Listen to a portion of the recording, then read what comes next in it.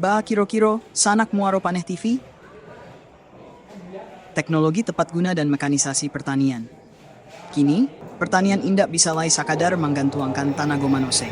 Di era kini, kita paralu teknologi tepat guna, mekanisasi pertanian dan bisa mampacapek, mampamudah, jo maningkekan hasil petani. Ada traktor, mesin pompa air, mesin tongkang padi, sampai alat pengolah tanah modern. Jo alat-alat iko, petani indak lai takureh tenagonyo. Waktu jadi lebih efisien, biaya jadi hemat, hasil panen pun maningkek. Iko lah langkah nyato supaya petani indak katinggal, tapi malah maju salangkah jo zaman.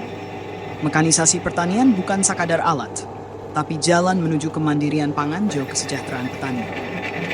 Kini saatnya kita dukung, kita manfaatkan, jo kita sebarkan teknologi tepat guna demi masa depan pertanian dan lebih produktif. Ba kiro-kiro, sanak muaro paneh TV?